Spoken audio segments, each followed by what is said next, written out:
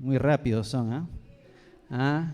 Evangelio de Marcos, capítulo 2. Y voy a compartir con ustedes, yo creo que estamos en vivo ya, ¿cierto?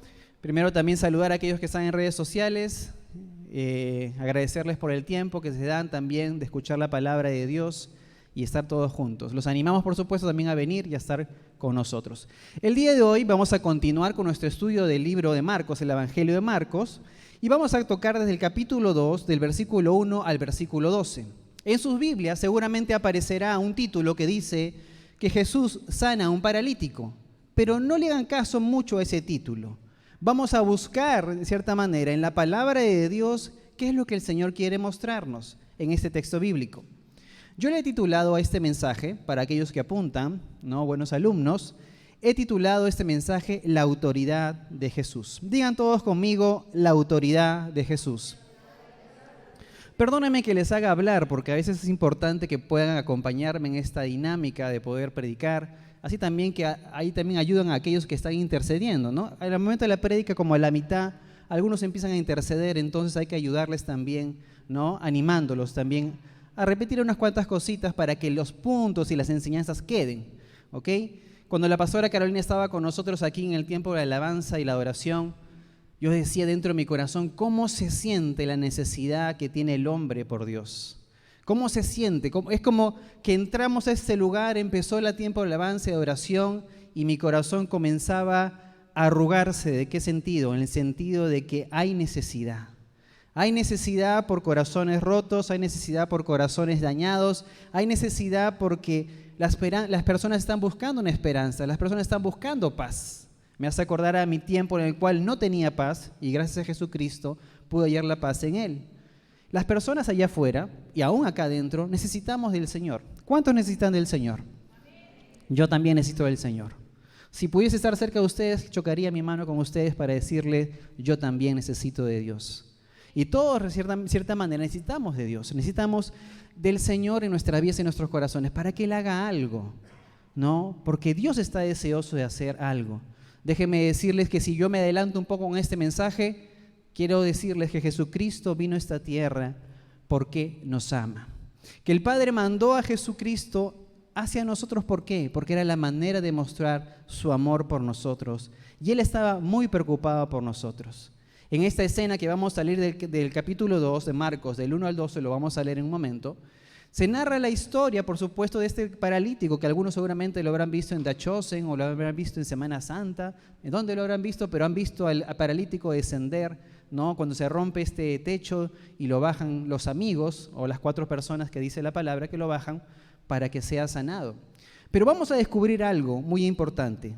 Y vamos a centrarnos en la persona de Jesucristo. 2 cosas muy importantes, centrarnos en la persona de Jesucristo y lo segundo, centrarnos en la idea de que el Señor está preocupado por nosotros, está deseoso. Toda esta escena de principio a fin, y la vamos a leer, muestra la preocupación, el amor del Señor por la persona que está en necesidad.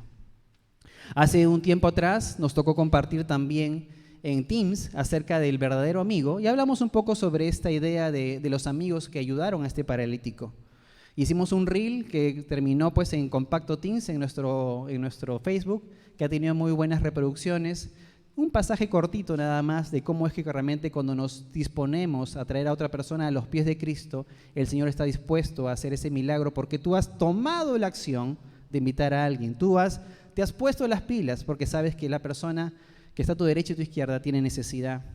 También lo compartíamos hace poco cuando estuvimos con los padres y con los teens, estuvimos en este albergue de personas con cáncer y hablamos en este tiempo también acerca de este capítulo, esta porción, cuando hablamos acerca de que el Señor está preocupado en nuestra alma más que en nuestro cuerpo.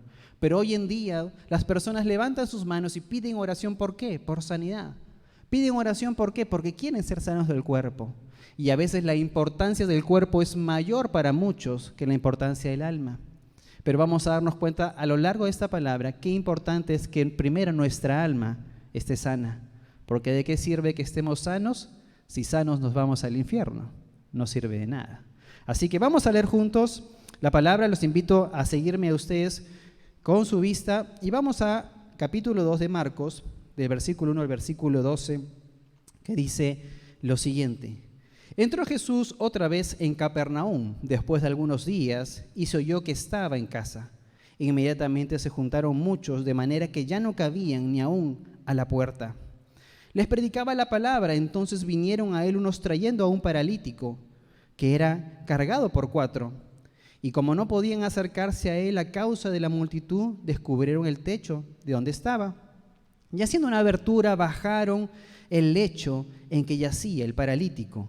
Al ver Jesús la fe de ellos, dijo al paralítico: Hijo, tus pecados te son perdonados. Estaban allí sentados algunos de los escribas, los cuales cavilaban en sus corazones: ¿por qué habla este así? Blasfemia dice. ¿Quién puede perdonar pecados sino solo Dios? Y conociendo luego Jesús en su espíritu, que cavilaban de esta manera dentro de sí mismos, les dijo: ¿por qué caviláis así en vuestros corazones? ¿Qué es más fácil, decir al paralítico, tus pecados te son perdonados, o decirle, levántate, toma tu lecho y anda? Pues para que sepáis que el Hijo del Hombre tiene potestad en la tierra para perdonar pecados, dijo al paralítico. Y a ti te digo, levántate, toma tu lecho y vete a tu casa. Entonces él se levantó enseguida y tomando su lecho salió delante de todos, de manera que todos se asombraron y glorificaron a Dios diciendo: nunca hemos visto tal cosa. ¿Por qué le leo este pasaje y completo? Porque me gustaría que tengan ustedes todo el panorama de las cosas que sucedieron. Y vamos a ir desarrollando lo que dice la palabra. Si bien es cierto, la palabra de Dios y los evangelios, Dios en su sabiduría nos ha dado 4 evangelios, ¿no? Mateo, Marcos, Lucas y Juan. El paralelo quiere decir que esta misma historia se cuenta en otros pasajes. Está, por ejemplo, en Mateo 9, del 1 al 8, y está en Lucas 5, del 17 al 26. Para aquellos que apuntan, Mateo 9, del 1 al 8, y Lucas 5, 17 al 26. Y en cuanto a las versiones de la Biblia, yo he leído versión Reina Valera, la nueva versión internacional creo que se deja entender un poco más sobre este pasaje. Pero déjenme decirle que la óptica de cada persona que escribe, por supuesto Lucas no es igual a Mateo y Mateo no es igual a Marcos, cada uno tiene esa óptica especial, así como la pastora Lourdes no es igual a la hermana Marta, ni Juancito es igual a Rubencito, cada uno tiene una óptica. Ven a Jesús, ¿cierto? Todos ven a Jesús. Pero a alguno de ellos le llama la atención algo más que a otro. Probablemente Lucas, como dice el pastor Polcito, el doctor Lucas le dice, siempre que predica, ¿no? Le dice, seguramente está lleno de detalles. Pero bueno, hoy estamos estamos desarrollando nuestro estudio en el libro de Marcos. Si yo le preguntara a alguno de ustedes, ¿qué tema ven aquí? ¿Qué tema creen que se desarrolla en este pasaje? Alguno dirá, bueno, pastor Marcelo, se está hablando acerca de la amistad, se está hablando acerca de la salvación. Se está hablando acerca de la sanidad, se está hablando acerca del perdón de pecados. Y déjenme decirles de qué más se habla. Se habla de Jesús, se habla de la palabra, se habla de la enseñanza, se habla de la fe, se habla del perdón, se habla de la religiosidad, se habla de milagros, se habla de amor al prójimo, se habla de amistad, se habla de conversión, se habla de salvación y se habla de gloria. ¿Cuántas cosas por aprender y recibir de parte de Dios en un párrafo de la palabra del Señor? ¿Cuántos principios bíblicos que la palabra de Dios nos muestra en este tiempo? Así que me gustaría desarrollar este mensaje a través de 5 puntos, y el primero que quiero contar o comentarles a cada uno de ustedes es: Jesús les predica la palabra. El verso del 1 al 2 del capítulo 2 dice: entró Jesús otra vez en Capernaum después de algunos días y se oyó que estaba en casa. E inmediatamente se juntaron muchos, de manera que ya no cabían ni aún a la puerta, y les predicaba, ¿qué cosa? La palabra. ¿Ok? Ustedes han venido a la iglesia no a escucharme a mí, sino a escuchar lo que la palabra de Dios tiene para decirles. Así yo solamente me dedicara a leer del versículo 1 al versículo 12, eso sería suficiente en el sentido de que está la palabra ahí. Pero Dios en su misericordia nos habla a nuestros corazones, nos da discernimiento a través de su Espíritu Santo para poder enseñar la palabra. ¿Saben qué estaba haciendo Jesús? Jesús estaba enseñando la palabra mientras, ¿qué cosa? Las personas estaban deseosas de escuchar. Probablemente habían muchos enfermos, ¿no? Como este pasaje cuando Jesús está en un lugar, en esta laguna de Betesda, donde había muchos ciegos y muchos cojos y muchas personas esperaban su milagro, esperaban que el ángel bajara para ellos entrar a ese lugar y ser sanados. y cómo es que Jesús hace un milagro ahí. De la misma manera había necesidad, porque también había enfermedades. Este cuerpo, ¿no?, se corrompe. Este cuerpo mañana más tarde simplemente va a dejar de estar en esta vida, ¿no? Pero el Señor sabe, por supuesto, las intenciones y sabe el deseo y la necesidad de las personas. Si yo los invito a ustedes a imaginarse ese tiempo y ese momento, los llevaría a ese lugar, ustedes parados delante de la casa de Pedro, las personas amontonadas viendo qué está sucediendo ahí. Alguien dice que Jesús está dentro y está enseñando la palabra de Dios. Jesús hacía la ley, por supuesto, la hacía entendible para el hombre. La ley que el hombre de repente, el judío, no podía entender, Jesús la traducía, le enseñaba para que ellos entendieran. Lo que nosotros tenemos que hacer, y por supuesto siempre decimos, es que si tú, como creyente, estás en un lugar como este, y si no te predican la palabra, lo primero que tienes que hacer es huir. No nos predicamos a nosotros mismos, como dice el Pastor Paul, predicamos a Jesucristo, predicamos su palabra, porque si una iglesia crece y se desarrolla bajo los principios de lo que yo creo, entonces tu cristianismo estará en base a lo que tú simplemente has aprendido acerca de mí o de los pastores. Pero si tu cristianismo se basa en la palabra, entonces tu cristianismo será un cristianismo sano. ¿Por qué? Porque hoy en el mundo muchos predican de lo que creen. Cuando uno, por ejemplo, y esto es un paréntesis para aquellos que hacen un mensaje. Hoy en día hay esta lucha de cómo se debe predicar un mensaje. Si un mensaje debe ser temático o un mensaje debe ser expositivo. Temático es que yo agarro un tema y digo, lo voy a desarrollar según los versículos que dice ahí. Expositivo es que yo agarro un párrafo y lo leo de principio a fin y saco la enseñanza que está allí. Algunos dicen que expositivo es mejor. ¿Por qué? Porque de cierta manera nos estamos ciñendo del pasaje, ¿no? Nos estamos ciñendo lo que dice ahí, al propósito por el cual dijo, ¿no? Por ejemplo, Laura le dijo, descuelga la ropa, ¿no? Y algunos dicen, no, descuelga la ropa porque se va a decolorar. Y no, en realidad Laura no dijo que descolgaras la ropa porque se iba a decolorar, sino que Laura dijo, descuelga la ropa porque está lloviendo. Entonces, cuando nosotros entendemos realmente el porqué, el contexto, por qué se dijeron las cosas, entonces entendemos la palabra como debe entenderse. El riesgo cuando uno predica de manera temática es que yo tengo un tema, el aborto, lo que fuera, pero yo acomodo mis pensamientos y busco versículos para apoyar mis pensamientos. Entonces yo tengo que estar anclado a la palabra. Y Jesús, ¿qué cosa estaba haciendo? Tomaba la ley y la enseñaba. ¿Por qué estaba la gente allí? Estaba escuchando la palabra de Dios. Las personas estaban yendo ahí a escuchar al maestro hablar. ¿Cuántos de ustedes les gustaría estar sentado en primera fila escuchando a Jesús? Levante su mano. ¿Unos cuantos? Más o menos, ya casi todos. Ahí está, algunos se quedó por ahí, ¿no? Por supuesto. Pero déjenme decirles que la palabra de Dios nos dice algo muy importante. La palabra de Dios nos dice en Mateo, ¿no?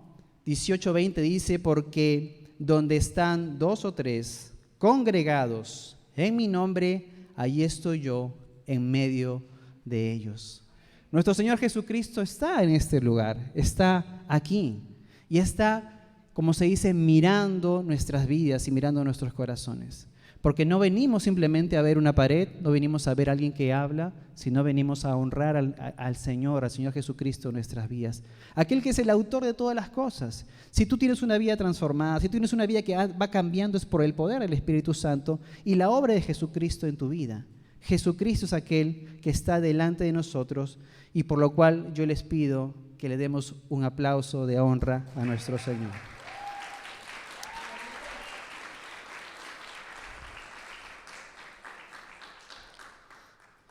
Entonces, ¿qué podemos decir acerca de la autoridad? Dígale a que está a su lado, Jesús tiene autoridad para enseñar. Número 2, la respuesta de nuestra fe.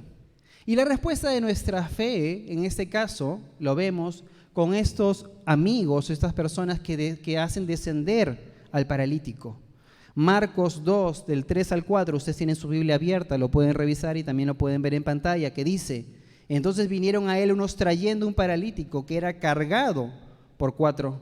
Y como no podían acercarse a él a causa de la multitud, descubrieron el techo de donde estaba y haciendo una abertura, bajaron el lecho en que yacía el paralítico. Acá dice que hicieron una abertura, suena bonito decir una abertura. Los estudiosos dicen rompieron el techo. Así dice. No, estas traducciones están muy suaves. Los estudiosos dicen que cuando uno realmente comienza a estudiar cómo estaban hechas las casas en ese momento, había por supuesto, había una escalera, dicen, ¿no?, para subir, había su lugar para donde ponían las tejas, pero adentro estaba lleno como que recubierto. Imagínense, no sé qué tamaño sería. Pongámoslo, yo no estudié cuántos metros tenía, pero por lo menos echémosle de 1,5 metros de recubrimiento. Para poder bajar a un paralítico, a una persona por ese lugar, tenías que romper el techo. Así que lo que estuvieron dispuestos a hacer estas personas fue algo muy loco, muy atrevido. La pastora Lourdes nos contaba ayer de cuando empezaron una iglesia en Trujillo. Ellos se metieron al lugar confesando delante de Dios que el Señor les iba a dar ese lugar, y Dios honró la fe de ellos y tuvieron el lugar que el Señor había preparado. El Señor movió sus corazones. Déjenme decirles que el Señor también ha movido el corazón de estos 4 amigos. ¿Para qué? Para invitarlos. ¿A dónde? A este lugar. ¿Para llevarlos a dónde? Al lugar donde estaba Jesús. Ellos se dieron cuenta de que no se podía ingresar pidiendo permiso, perdón, disculpe, no se podía ingresar, sino que tenían que romper este techo para que Jesús hiciera esta obra maravillosa. La pregunta aquí es, ¿hasta dónde tú estás dispuesto o dispuesta a hacer para que Dios haga un milagro en tu vida? Hazte esa pregunta. Si tienes al Señor de enfrente y si tienes a nuestro Dios enfrente, ¿qué estarías dispuesto a hacer con tal de que el Señor haga esa obra milagrosa en tu vida y en tu corazón? ¿Estarías también dispuesto, como otros amigos, a traer a alguien para que esa persona reciba de Jesucristo? ¿Hasta qué punto estarías? ¿Le pago el pasaje? ¿Lo voy a buscar? ¿No? Por ahí alguien me contó su testimonio de cómo es que vino a los pies de Jesucristo porque hubo una persona que lo miraba todos los días y miraban su condición decadente, probablemente, miserable, pero este hombre, movido por el Señor, le instaba todos los días: te llevo a la iglesia, hasta que un día simplemente agarró un taxi, se lo llevó y tuvo esta oportunidad de conocer al Señor, y el Señor siguió haciendo una obra en su vida hasta que el Señor realmente confirmó en su corazón de que él decía: ya no puedo más, yo me entrego a ti, y empezó una nueva vida en el Señor. ¿Pero quién? ¿Qué pasó? Hubo una persona dispuesta, alguien que simplemente tomó la iniciativa, tomó el riesgo, no le importó gastar de repente su gasolina, sus soles y todo lo que fuera para llevar a alguien a los pies de Jesucristo. La fe de esos hombres es como algunos le dicen el motor, ¿no? El motor que impulsa a que uno haga cosas para Dios. El Señor hace una obra en nuestras vidas y en nuestros corazones. Esa fe es la que hizo que estos amigos hicieran lo que hicieran al romper ese techo. Y la verdadera, por supuesto, la verdadera amistad, si ponemos a estas personas como los amigos del paralítico, es la amistad que te lleva a Cristo. Dile que está a tu lado: la verdadera amistad es la amistad que te lleva a Cristo. Ahora, déjenme decirles algo que yo estudiando este pasaje, algunos decían, los amigos tenían fe. Porque una cosa es, por supuesto, subir, ¿no?, al paralítico, ¿no?, con su lecho, poner las sogas, romper el techo, ¿no?, calculando, por supuesto, que eso no se iba a pagar solo, ¿no? Alguien tenía que pagar ese techo, ¿no? No, le iba a decir: Pedro, ahí te dejamos el techo, ahora tienes ventilación, le dijeron a Pedro y se fueron. No, tenían que hacerse cargo de ese techo de la casa, que probablemente dicen algunos que era la casa de Pedro. Versículos anteriores nos ayudan a entender que probablemente era la casa de Pedro donde habían vuelto en Capernaum. Entonces, ¿cómo sabemos esto? Estudiando la palabra. Gloria a Dios por ello. Entonces, ¿cuál es el tema aquí? Probablemente los amigos dijeron: vamos a llevar a nuestro amigo y lo vamos a hacer descender por el techo para que Jesús lo sane. Ellos no tenían calculado, seguramente, que tenían que volver a subirlo. Ellos estaban convencidos de que ese hombre iba a salir caminando. No sé si ustedes se dan cuenta de esta idea. Su actitud fue tan arriesgada, ¿no?, de creer que realmente Dios podía hacer algo, que hicieron descender a este amigo para que el Señor hiciera ese milagro. Habían calculado de que Dios podía hacerlo. Tenían fe para creer. Por eso que la palabra dice que Jesús, ¿qué cosa? Fue movido. ¿Por qué? Porque vio la fe de ¿quién? La fe de ellos. ¿Cuántos de aquí tienen fe? Amén. Entonces, si ustedes tienen fe, Dios puede hacer muchas cosas, si realmente lo creen de todo corazón de que el Señor puede hacerlo. El Señor, por supuesto, de cierta manera, vio la fe de los amigos, vio la fe de ellos y dijo: voy a honrar esta fe, Voy a honrar esta fe que toma de repente riesgos. Voy a honrar esta fe que de repente toma situaciones difíciles, que no están en el papel, ¿no? Que no están en el libreto, pero van a hacerlo y son movidos, gracias a Dios, por el Señor mismo a hacerlo. Y eso nos permite a nosotros leer y entender un pasaje muy importante acerca de la acción que uno tiene que tener. Cuando uno tiene fe, por supuesto, esta fe nos lleva a actuar y esta respuesta a nuestra fe es el milagro de Dios. Marcos 1:5 dice: al ver la fe de ellos, dijo el paralítico: hijo, tus pecados te son perdonados. Y Marcos 1:11 también dice: a ti te digo, levántate, toma tu lecho y vete a tu casa. Primero hizo dos cosas el Señor Jesús. Primero, perdonó sus pecados. Segundo, trajo sanidad a su vida, ¿no? Jesús honra, por supuesto, la fe de sus amigos, ¿no? Y sana al paralítico. Y esos amigos, ¿qué hicieron? Se comieron la vergüenza, la dificultad, el qué dirán, pero estuvieron dispuestos. Y en esta idea de que Jesús tiene autoridad, déjenme decirles que Jesús tiene autoridad para sanar enfermedades. Pero déjenme decirles que a muchos nos centramos en la idea de la sanidad. Todos queremos ver lo pomposo, lo que llama la atención, lo que sale en los titulares, ¿no? Lo que sale en el magazine, en el programa de espectáculos, lo que fuera, ¿no? Todos quieren aquello que realmente llama la atención. Pero vamos a ir viendo que en la palabra de Dios, el fin, de cierta manera, de esta sanidad no era el fin final. O sea, había algo antes que la sanidad en sí, y era el perdón de los pecados. Vamos al número 3. 3. La autoridad de Jesús. Marcos 1:11 nos dice: pues para que sepáis que el Hijo del Hombre tiene potestad en la tierra para perdonar pecados, dijo el paralítico. Si nos damos cuenta, el hombre va a buscar a Dios por algo, pero Dios responde de otra manera. La otra vez, tomando un café con alguien, me dijo: yo venía por algo, ¿no? Yo venía a hablarte de alguien, pero al final Dios terminó hablándome a mí mismo. A veces nosotros venimos a la iglesia trayendo a alguien para que le ayuden a alguien, pero Dios termina ayudando a nosotros mismos. Como la historia de algunos que dicen: yo vine por Cristina, pero me quedé por Cristo, ¿cierto? ¿No? Vienen siguiendo a la hermana, pero al final se quedan por el Señor. Y a veces son pretextos o situaciones y uno dice: yo vengo al Señor por tal o cual cosa, pero al final Dios termina cambiándonos un poco el mapa y el papel. A veces creemos que lo sabemos todos y que conocemos cómo va a actuar Dios y realmente no sabemos nada, porque Dios nos voltea el mapa para decirnos: yo soy primero, yo soy más sabio que tú, yo dirijo tu vida. Cada cosa que suceda en este mundo está planificada, está prácticamente cuadrada para que tú puedas venir a mis pies. Y si tú estás en este lugar, en esta tarde, por supuesto, no es casualidad, sino que no es otra cosa que una obra de Dios, por amor a ti, por amor a cada uno de los que estamos aquí. ¿Cuántos le dan gloria a Dios? Porque Dios tiene cuidado de nosotros. Amén. Gloria a Dios por ello. Amén. Muy bien. Entonces, Jesús tiene, por supuesto, la autoridad para perdonar los pecados. Seguramente los amigos iban por la sanidad, pero ¿qué dirían ellos? Va a bajar el paralítico y Jesús va a decir: sé sano y ya. No, Jesús atacó un problema mayor y un problema distinto, y era el pecado en el corazón del hombre.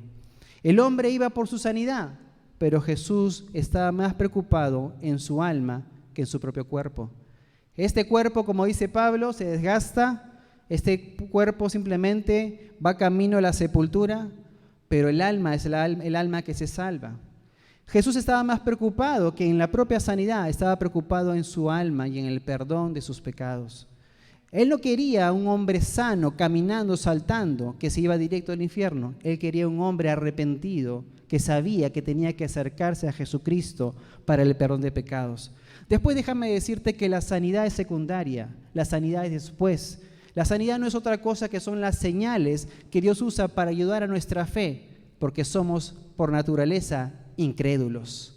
Así que no hay otra cosa que el Señor hace en ese momento que es que hacer delante de los escribas y los fariseos, los religiosos de ese momento, perdonar los pecados. Los fariseos dijeron, ¿quién es este que perdona pecados? Si solamente ellos respondieron con la pregunta, si solamente Dios puede hacerlo.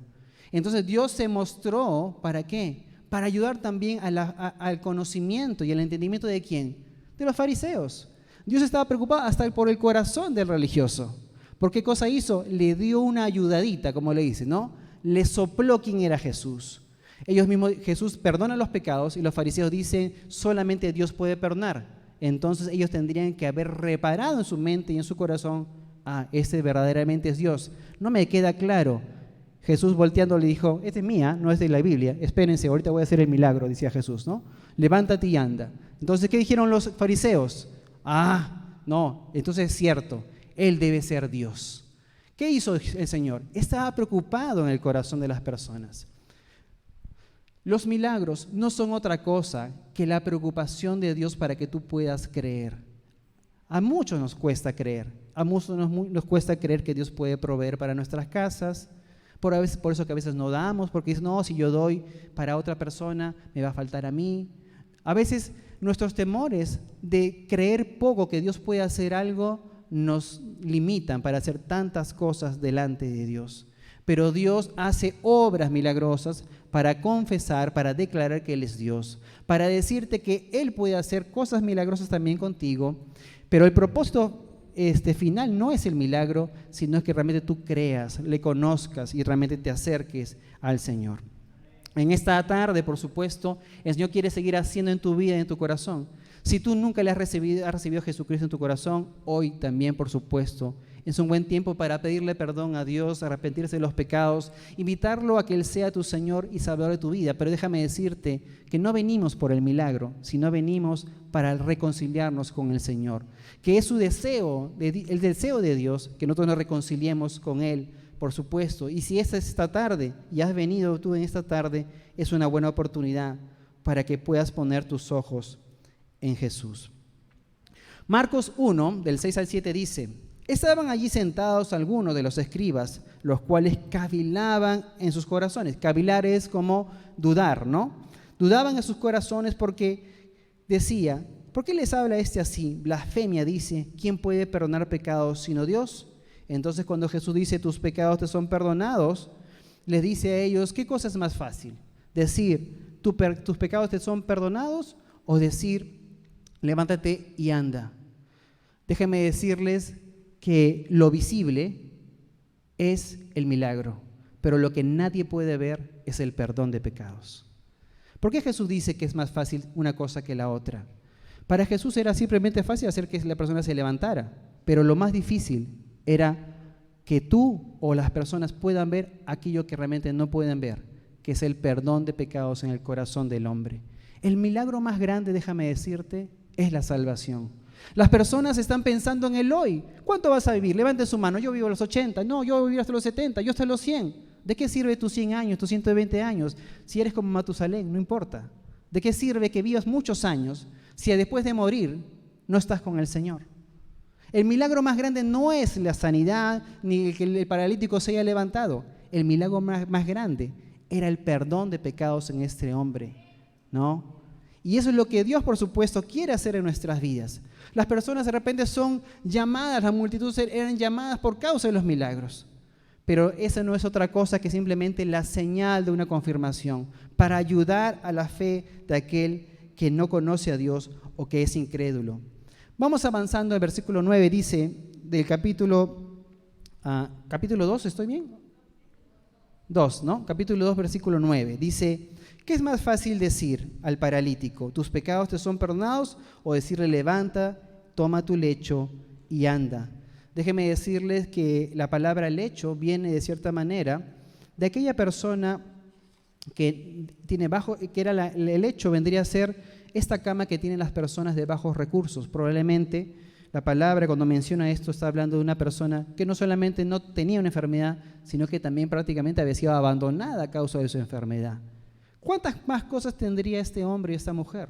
A veces nos centramos en la enfermedad. Estuvimos la vez pasada que estuvimos con estas personas enfermas de cáncer.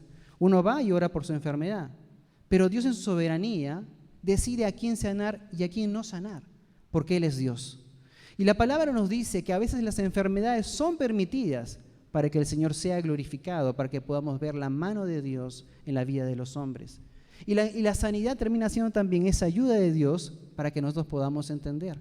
Pero volviendo a esta idea de cuando fuimos a este lugar con personas con cáncer, seguramente uno iba pensando y mirando probablemente la enfermedad, pero se olvida la soledad, se olvida los sentimientos difíciles, se olvida el temor, se olvida la ansiedad, se olvida todas las cosas que están enfrentando. Una de las cosas que nos pasó con Carolina y con los chicos era que ya estábamos por irnos del lugar.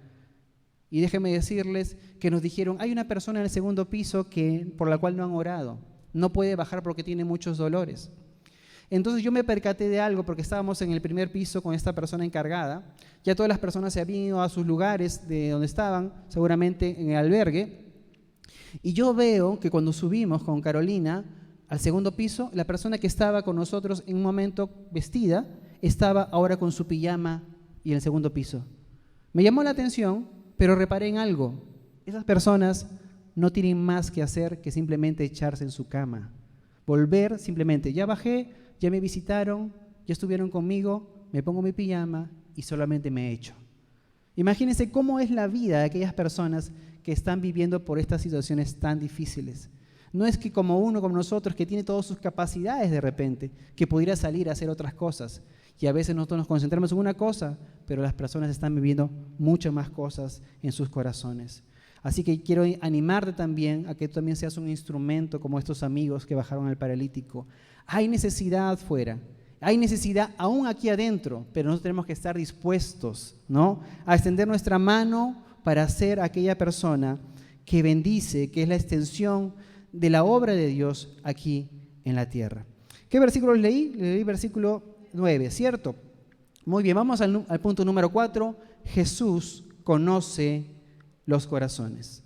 Marcos 2:8 nos dice: y conociendo luego Jesús en su espíritu que cavilaban de esta manera dentro de sí mismos, les dijo: ¿por qué caviláis en vuestros corazones? Si nosotros vemos este capítulo y los paralelos, en ningún momento ellos están hablando en voz alta acerca de lo que están pensando. No lo dice. Es más, ellos están sorprendidos porque Jesús los mira un poco más y los llama por su nombre, pero les dice: ¿por qué están dudando? ¿Por qué caviláis en vuestros corazones? ¿No? Y después se dirige al paralítico y le dice: quiero que sepas que el Hijo del Hombre, y el Hijo del Hombre es un término que Jesús habla para referirse acerca de él, sacado del Antiguo Testamento, hablando de aquel que iba a venir. Así que Jesús mismo, nuevamente usando esta palabra, el Hijo del Hombre, está diciendo que Él es el Mesías enviado. Está mostrando nuevamente que Él es Dios, hecho hombre. Pero déjame decirte que Jesús conoce tu corazón, conoce mi corazón, conoce el corazón de todas las personas. Seguramente el Señor conoce ahorita qué estás pensando. Yo no lo sé. Te puedo mirar, te puedo ver, te puedo mirar el rostro, te puedo mirarte cómo has venido, qué hora viniste, estás sentado así, asá, pero yo no conozco tus pensamientos. Déjame decirte que Dios sí conoce tus pensamientos. Déjame decirte que sí, Dios conoce tus pesares, tus lamentos, tus tristezas, tus problemas, tus situaciones. Las que estés viviendo, solamente el Señor las conoce. Dice su palabra, y lo dice el salmista en Salmo 139:4, que dice lo siguiente. El salmista dice: no me llega aún la palabra a la lengua cuando tú, Señor, ya la sabes toda. Antes de que yo diga absolutamente algo, el Señor ya conoce. No solamente conoce lo que voy a decir, sino conoce las intenciones de mi corazón. Conoce si estás diciendo: ese pastor, qué aburrido, cómo habla, ¿no?, dentro de sí. O conoce de repente qué es lo que estás pensando en este momento. ¿Qué es lo que estás sintiendo? Y eso tiene que ser no otra cosa que un aliento para con tu vida. ¿Cuántos deberían sentirse alegres de saber de que Dios tiene cuidado de nosotros? Que Dios tiene cuidado aún de la preocupación que tenemos hoy. Que Dios tiene cuidado aún del dolor que tenemos hoy. Que Dios tiene cuidado aún de la necesidad que tenemos hoy. Así que Dios conoce tu corazón, conoce la situación en la que estás viviendo y Dios, por supuesto, quiere hacer algo. Nada nuevamente de lo que sucede Para aquellos que realmente están buscando a Dios o tienen necesidad de Dios, las cosas suceden porque sí. Dios siempre tiene un plan. Dios muestra su misericordia. ¿Y saben cuándo muestra misericordia? No solamente muestra misericordia para con el amigo, no solamente muestra misericordia para con los amigos, sino también que muestra misericordia para con los religiosos, porque Él les da a ellos evidencia de que Él es Dios. Así que Dios, por supuesto, está lleno de misericordia. Dile que está a tu lado, el Señor lo sabe todo. Dile de nuevo, aquí está a tu lado, no temas, el Señor lo sabe todo.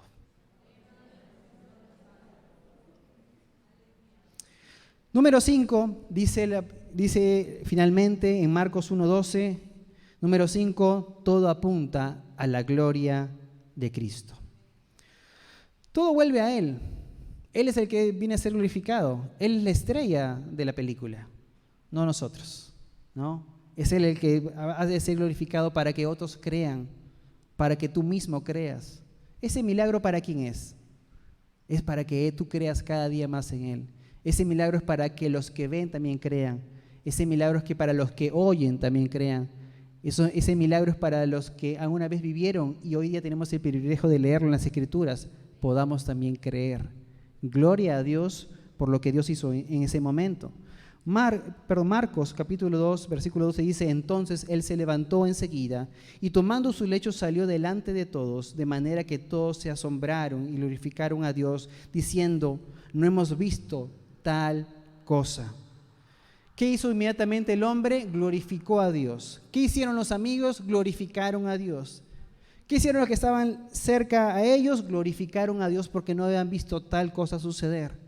Así que muchas veces nosotros encasillamos a Dios pensando que Dios va a obrar de esta manera, pero Dios nos da la vuelta y termina obrando de otra manera. Qué importante es que Dios haga esto. Yo le agradezco a Dios que lo haga, porque si no yo pensaría que yo me la sé todo y sé cómo Dios va a actuar. Prefiero yo saber de que yo no sé, o sé poco, o sé casi nada, para que Dios pueda dirigir mi vida. Para que sea que yo acercándome a Dios, Él termine haciendo las cosas que convienen. La palabra dice que la voluntad de Dios es buena, agradable y perfecta. Cuando tú le pides y oras pidiendo que la voluntad de Dios sea distinta, le estás diciendo a Dios que Dios se equivoca. Tú tienes que orar pidiéndole a Dios que Él haga su voluntad. Tú no puedes dirigir a Dios a lo que tú quieres que Él haga. Seguramente hay un deseo en tu corazón, porque Jesús, déjame decirles que si hay un ejemplo de oración, es el ejemplo de oración de Jesucristo, que dijo, Señor, si es posible, pasa de mí esta copa.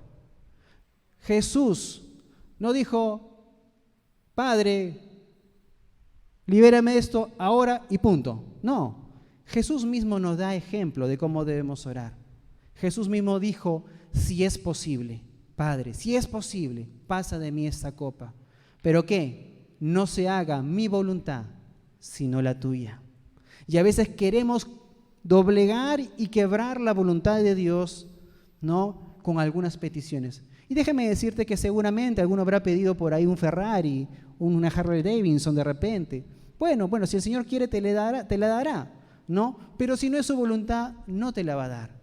Entonces uno ora y pide a Dios con el modelo de Jesús, pidiéndole al Señor, que sabe el Señor lo que estamos viviendo, pero si es tu voluntad, que aún pasemos por ese tiempo difícil, Señor, haznos pasar por el horno, pero sácanos refinados como el oro. Haznos pasar por la prueba y ayúdanos a realmente salir aprobados.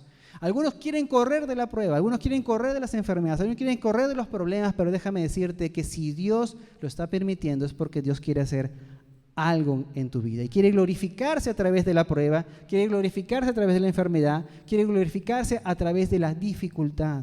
Quiere que tu fe crezca, que creas que realmente Él lo puede hacer, que Él lo puede lograr, que puede cambiar toda situación y toda circunstancia. ¿Cuántos le creen a Dios? ¿Cuántos creen que Dios puede hacer una obra maravillosa? Amén. Gloria a Dios por eso. Así que vamos a cerrar este tiempo diciendo lo siguiente. Hemos dado algunos pasos, hemos dado algunas direcciones en cuanto a lo que la palabra nos dice, pero la palabra de Dios en este tiempo ha sido predicada y mostrada para que entendamos que el Señor está siempre dispuesto y buscando traer un mensaje de esperanza, de buenas nuevas, de reconciliación. Que Dios ha venido a traer, antes que la sanidad del cuerpo, ha venido a traer el milagro más grande, que es el milagro de la salvación y el perdón de los pecados. Dice la palabra que si nuestros pecados fueran que como la grana, dice, ¿no? Si fueran tan negros o rojos o tan intensos, Dios lo podría convertir como blanca lana. Esa fue una de las cosas por las cuales yo vivo agradecido delante de Dios, porque mi adolescencia y parte de mi juventud la pasé haciendo lo malo y nunca pensé que Dios podría perdonar todas las cosas que yo había hecho. Y aún Dios sigue en su misericordia, sabiendo de que su servidor es imperfecto, pero Dios en su misericordia sigue mostrándose a nuestras vidas como un Dios misericordioso, perdonador. Otra cosa que la palabra finalmente nos dice es que Él está dispuesto a mostrar señales para ayudar a tu fe. Él aún te ayuda en ese sentido, mostrando una señal para que tu fe pueda ser afirmada, pueda crecer, pueda tener certeza. Y finalmente también entender que todas las cosas que Dios hace, las hace para dirigirlas hacia Él. Estamos hablando, ¿qué cosa? De la autoridad de Cristo, la autoridad de Cristo para enseñar, la autoridad de Cristo ¿para qué? Para perdonar pecados, la autoridad de Cristo ¿para qué? Para sanar, la autoridad de Cristo para ser glorificado porque Él es Dios, ¿no? Así que si tú en esta tarde, por supuesto, no tienes a Cristo en el corazón, yo quiero invitarte a que tú le pidas a Jesús que Él pueda venir a tu vida. Si tú nunca le has dicho a Jesucristo, Señor Jesucristo, yo no sabía que era un hombre o una mujer que había pecado, yo no sabía que era una persona que debía reconciliarme contigo, pensé que estaba viviendo bien, pero ahora me doy cuenta realmente que todos estamos necesitados de ti y que todos necesitamos que tú hagas una obra buena, nueva en nosotros. Le acabo de escuchar hablar al pastor Marcelo, hablar acerca de que tú eres un Dios perdonador, que tú perdonas los pecados. Señor Jesús, quiero que tú también perdones mis pecados. De repente nadie los conoce, nadie sabe qué es lo que hice. De repente nunca se lo conté a mi esposa, nunca se lo conté a mi esposo. Mis hijos no lo saben, mis padres no lo saben, no saben lo que hice, pero tú, Señor, estás dispuesto a perdonarme. Me arrepiento en esta tarde, Señor. Me arrepiento en esta tarde y quiero reconciliarme contigo para que tú limpies este corazón que te ha fallado, pero quiero empezar una nueva vida contigo. Así que si tú no tienes a Cristo, yo te invito en esta tarde a que tú le digas a Cristo que Él venga y sea tu Señor. Él te ama y dice la palabra que el Padre envió al Hijo por ello. Porque dice Juan capítulo 3, de versículo 17, porque no envió Dios a su Hijo al mundo para condenar al mundo, sino para que el mundo sea salvo por Él. Vamos a ponernos de pie, ahí donde está.